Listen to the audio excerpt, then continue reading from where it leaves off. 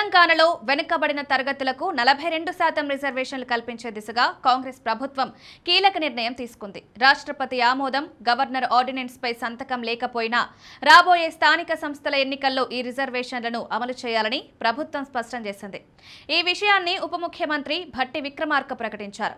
రిజర్వేషన్ల అమలులో తలెత్తే న్యాయపరమైన సమస్యలను అధిగమించడానికి కాంగ్రెస్ నాయకులు సుప్రీంకోర్టు సీనియర్ న్యాయవాది న్యాయమూర్తి అభిషేక్ సింఘ్వీతో సుదీర్ఘంగా చర్చించారు.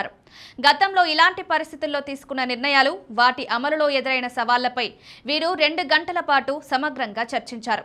రాష్ట్రపతి ఆమోదం లేకపోయినా, ఆర్డినెన్స్ కు అవకాశం లేకపోయినా రిజర్వేషన్ల అమలు సాధ్యమేనని సింఘ్వీ స్పష్టం చేసినట్లు భట్టి తెలిపారు.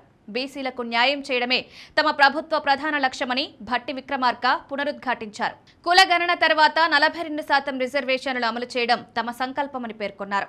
ఈ నిర్ణయంపై బీజేపీ వంటి కొన్ని పార్టీలు అభ్యంతరాలు వ్యక్తం చేయడాన్ని ప్రజలు జీర్ణించుకోలేరని ఆయన అన్నారు. న్యాయపరమైన అడ్డంకులు ఎవరు ఎదురైనా పార్టీ స్థాయిలోనైనా ఈ రిజర్వేషన్లను తప్పకుండా అమలు చేస్తామని హామీ ఇచ్చారు. హైకోర్టు ఆదేశాల నేపథ్యంలో స్థానిక సంస్థల ఎన్నికల షెడ్యూల్పై ఇంకా స్పష్టత రాలేదని భట్టి తెలిపారు. ఈ నెల 30న మరోసారి సమీక్షా సమావేశం నిర్వహించి తుది నిర్ణయం తీసుకుంటామన్నారు. ప్రస్తుతం కాంగ్రెస్ ప్రభుత్వం అమలు చేస్తున్న సంక్షేమ పథకాల పట్ల ప్రజలు సంతృప్తిగా ఉన్నారని, ముఖ్యమంత్రి రేవంత్ రెడ్డి నాయకత్వంపై వారికి పూర్తి విశ్వాసం ఉందన్నారు. రాబోయే స్థానిక ఎన్నికల్లో కాంగ్రెస్ విజయం ఖాయమని ధీమా వ్యక్తం చేశారు.